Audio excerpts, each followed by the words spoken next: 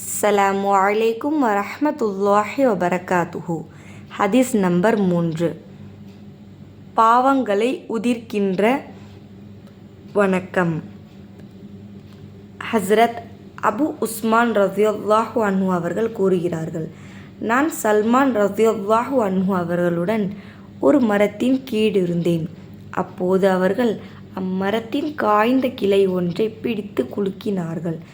அதிலிருந்து இலைகள் உதிர்ந்தன.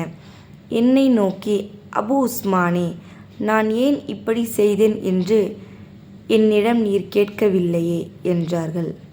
ஏன் செய்தீர்கள் என்று நான் கேட்டதற்கு அவர்கள் கூறியதாவது, ஒரு தடவை நான் ரசூலுல்லாஹி ஸல்லல்லாஹு அலைஹி வஸல்லம் அவர்களுடன் ஒரு மரத்தடியில் நின்று கொண்டிருந்தேன்.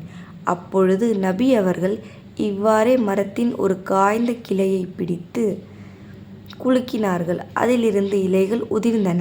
அப்போது, சல்மானே, நான் ஏன் இப்படி செய்தேன் என்று நீர் என்னிடம் கேட்கவில்லையே என்றார்கள்.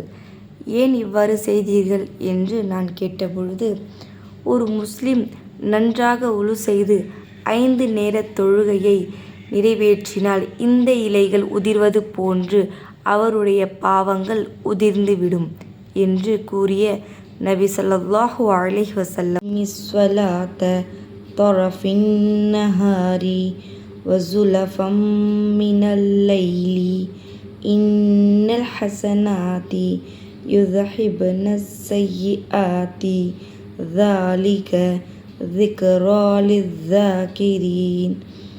பகலின் இரு ஓரங்களிலும் இரவின் சில பகுதிகளிலும் தொழுகையை நிலைநிறுத்துவீராக. நிச்சயமாக நன்மைகள் பாவங்களை போக்கி விடுகின்றன. உபதேசத்தை ஏற்பவர்களுக்கு இது ஓர் உபதேசமாகும். 11:114 என்ற திருக்குர்ஆனின் ஆயத்தை ஓதி காட்டினார்கள்.